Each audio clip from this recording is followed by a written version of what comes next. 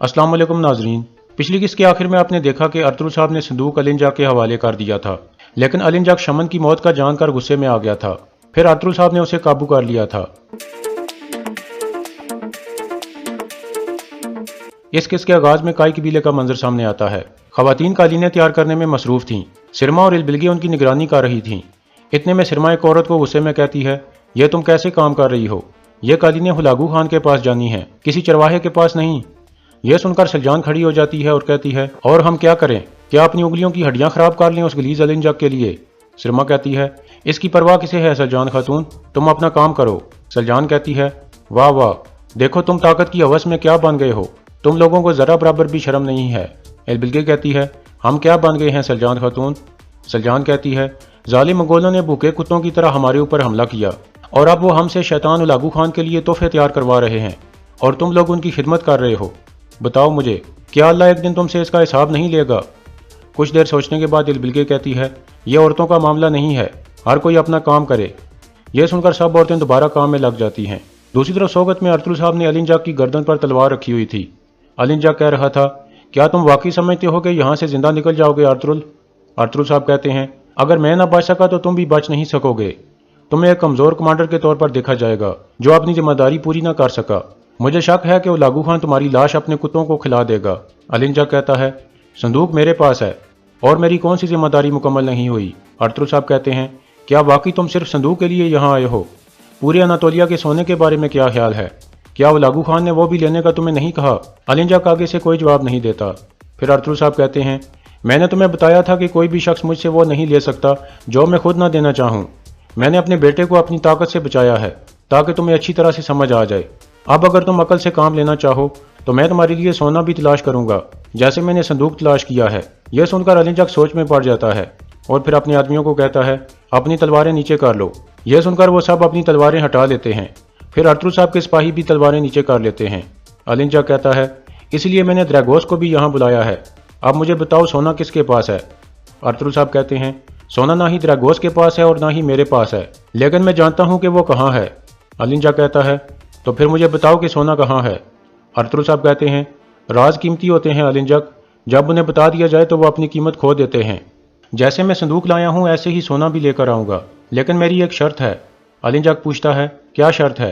अर्तुल साहब कहते हैं, मैं सोगत और अपना खैमा वापस लेना चाहता हूँ। अलिंजक पूछता है, क्या तुम सरदार आला नहीं बनना चाहते?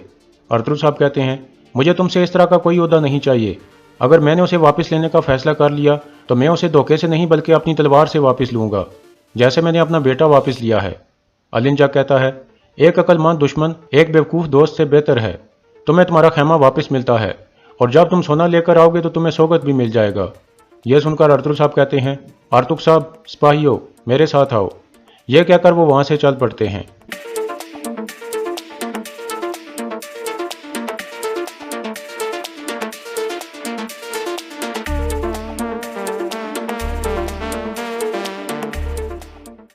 बाहर आकर अर्तुल साहब कहते हैं, ओ ज़ल्फ, फौरन खुफिया जगह पर जाओ और उन्हें कहो कि वो उस्मान को किसी करीबी जगह पर ले आएं। यह सुनकर ओ ज़ल्फ वहाँ से रवाना हो जाता है। फिर हकीम अर्तुक कहता है, मैं एक चीज़ नहीं समझ सका सरदार, आपने वो संदूक उनको क्यों दे दिया? अर्तुल साहब कहते हैं, परेशान ना हो अर्तुक साहब, हमने अहम मालूमात उसमें से निकाल ली है। अब उस संदूक में मौजूद मालूमात बेकार है। इतने में मलिक शाह कहता है, मैंगो खातून ने आपके लिए खत दिया है।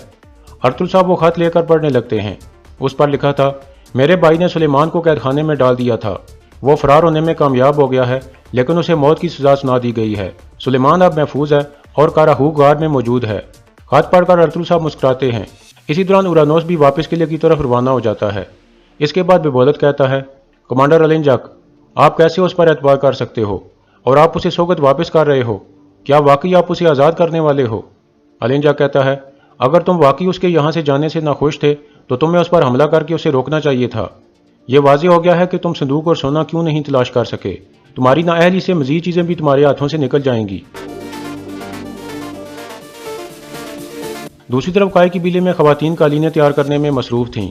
कुछ तैयारशुदा कालीनें देखकर सिरमा कहती है, ये कालीनें सही तैयार नहीं हुई, इन्हें दोबारा से तैयार करें। सलजान कहती है, हम दोबारा इन्हें तैयार नहीं करेंगी। सिरमा कहती है, मैं तुम्हें हुक्म दे रही हूँ और तुम ऐसा करोगी। सलजान कहती है, अगर तुम इन्हें दोबारा तैयार करना चाहती हो तो अपनी बहन को साथ लो और खुद से तैयार कर लो। سرما کہتی ہے کیا تم کام کرنے سے انکار کر رہی ہو؟ سلجان کہتی ہے ہاں میں انکار کر رہی ہوں۔ سرما کہتی ہے تو پھر جاؤ اور اپنے بیٹے کو تلاش کرو، یا پھر پہاڑوں میں موجود اپنے شوہر کے پاس چلی جاؤ۔ یہ سن کر سلجان غصے میں آ جاتی ہے، لیکن البلگے اس کا بازو پکڑ لیتی ہے۔ اتنے میں قبیلے کا ڈھول بجتا ہے، سب لوگ اکٹھے ہونے لگتے ہیں۔ ارطغرل صاحب واپس قبیلے میں پہنچ گئے تھے۔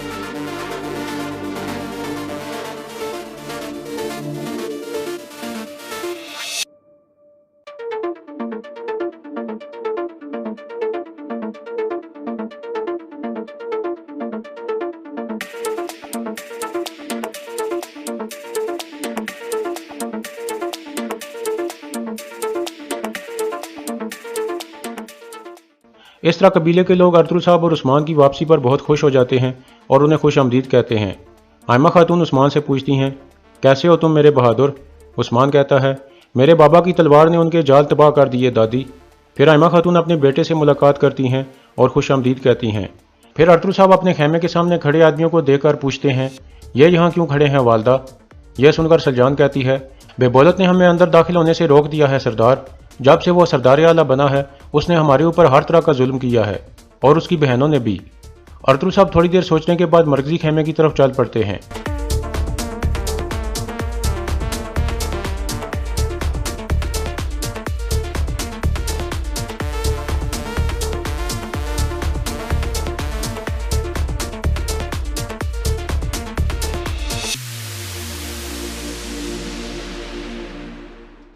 پھر جنال کہتا ہے آپ اندر نہیں جا سکتے ارطغرل صاحب، یہ سردار اعلیٰ بے بولت صاحب کا حکم ہے، آپ مزاحمت کر کے ہمارا کام مشکل مت بنائیں۔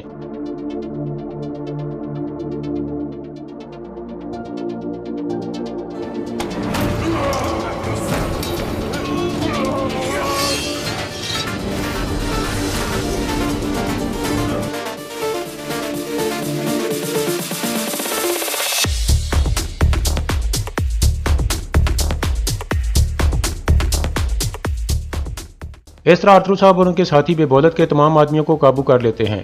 پھر ارطغرل صاحب جنال کو کہتے ہیں مجھے کسی کے حکم کی کوئی پرواہ نہیں ہے، اگر تم نے مزید مزاحمت کی تو میں تمہارا سر بھی اتار دوں گا، یہ جان لو۔ جنال کہتا ہے ہم نے وہی کیا جس کا ہمیں حکم ملا تھا ارطغرل صاحب۔ ارطغرل صاحب کہتے ہیں دوبارہ کبھی منگولوں کی طاقت استعمال کرتے ہوئے ہمارے اوپر ظلم کرنے کی کوشش مت کرنا، حتیٰ کہ علنجا خود بھی مجھ سے میرا خیمہ نہیں چھین سکتا۔ اب اپنے سپاہیوں کو ساتھ لے کر اس قبیلے سے نکل جاؤ اور اپنے سردار اعلیٰ کو بتاؤ کہ تم جیسے چھوٹے پتھر ہمارے غصے کے سیلاب کے آگے کوئی رکاوٹ نہیں ڈال سکیں گے، جاؤ۔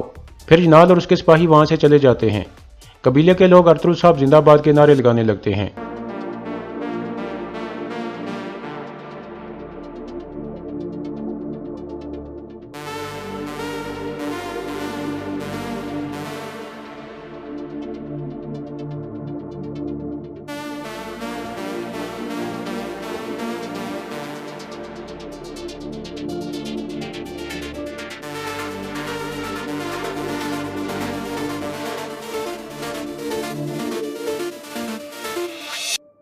پھر سلجان کہتی ہے سردار اللہ کا شکر ہے کہ آپ اور عثمان واپس آ گئے ہیں، لیکن سلیمان کہیں نہیں مل رہا۔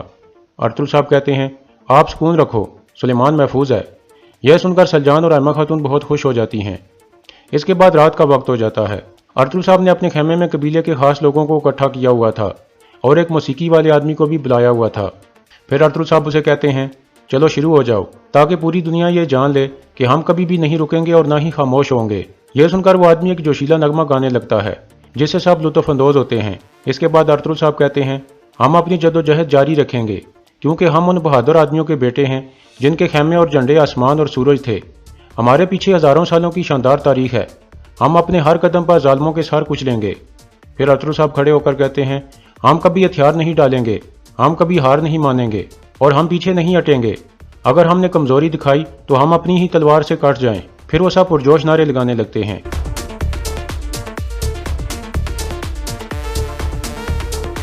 اتنے میں مرگن اندر داخل ہو کر سلام کرتا ہے۔ مرگن کے ہاتھ میں ایک خط تھا۔ دوسری طرف عمر قبیلے میں ببولت کہہ رہا تھا، تو اس نے ہمارے اختیار کے آگے مزاحمت کی کیونکہ صرف اسے اس کا خیمہ واپس مل گیا۔ جنال کہتا ہے، اس نے سب کے سامنے ہماری بےزتی کی سردار۔ اس نے کہا کہ ہمارے جیسے چھوٹے پتھر ان کے غصے کے سیلاب کو روک نہیں سکتے۔ ببولت کہتا ہے، جب وہ ایسا کہہ رہا تھا تو تمہاری تلوار کہاں تھی؟ جنال آگے سے کوئی جواب نہیں دیتا۔ پھر ببولت کہتا ہے، جب میں انہیں تباہ کروں گا تو پھر وہ دیکھے گا کہ کون پتھر ہے اور کون سیلاب۔ پھر وہ جنال سے پوچھتا ہے، کیا تم نے ابھی تک سلیمان کو تلاش نہیں کیا؟ جنال کہتا ہے، ہم کر رہے ہیں سردار، وہ جلد ہمیں مل جائے گا۔ ببولت کہتا ہے، میں صرف امید بھری باتیں نہیں سننا چاہتا، مجھے وہ چاہیے جنال۔ جب وہ مل جائے گا تو میں اسے ایک مثال بنا دوں گا۔ اب جاؤ۔ یہ سن کر جنال باہر نکل جاتا ہے۔ اس کے بعد ببولت کہتا ہے، میں کائی والوں کو دکھاؤں گا کہ طاقت، قدرت اور مقام کس کے پاس ہے۔ وہ ابھی مجھے جانتے نہیں ہیں۔ تم عورتوں کو اکیلا مت چھوڑنا اور کسی پر بھی رحم مت کھانا۔ دوسری طرف کائی قبیلے میں مرگن کہہ رہا تھا، اس خط میں اولاگو خان کا حکم ہے سردار، منگولوں نے بیزانتین والوں کے ساتھ ایک معاہدہ کیا ہے۔ بیزانتین والے عز الدین کے قوس کو منگولوں کے حوالے کریں گے۔ عز الدین کے قوس نے بیزانتین میں پناہ لے رکھی تھی۔ اولاگو خان نے النجا کو حکم دیا ہے کہ وہ کے قوس کو تلاش کر کے اس کے پاس لے آئے۔ پھر حکیم آرتو کہتا ہے، عز الدین کے قوس اپنے بھائی رکن الدین کے ساتھ مل کر حکمرانی کر رہے تھے۔ جب رکن الدین منگولوں کا ہمدرد بن گیا تو منگولوں نے کے قوس کو تخت سے اتار پھینک دیا۔ یہ سن کر ارطغرل صاحب کہتے ہیں کہ قوس کے ساتھ دھوکہ ہوا کیونکہ اس نے اپنی روح منگولوں کو بیچنے سے انکار کر دیا، لیکن اس نے غصے میں ترک قبیلوں کے پاس پناہ لینے کی بجائے بیزانتین والوں کے پاس پناہ لے لی۔ ایک طرف سلطان رکن الدین ہے جو منگولوں کی اطاعت کرتا ہے اور دوسری طرف بیچارہ کے قوس ہے جو بیزانتین کی طرف بھاگ گیا ہے۔ ترگت کہتا ہے، ہماری ریاست کا کیا حال ہو گیا ہے سردار؟ ارطغرل صاحب کہتے ہیں، ایسا اس لیے ہوا کیونکہ ریاست کے حکمرانوں نے صحیح مقصد کو نہیں بلکہ اپنے ذاتی مقصد کو ترجیح دی۔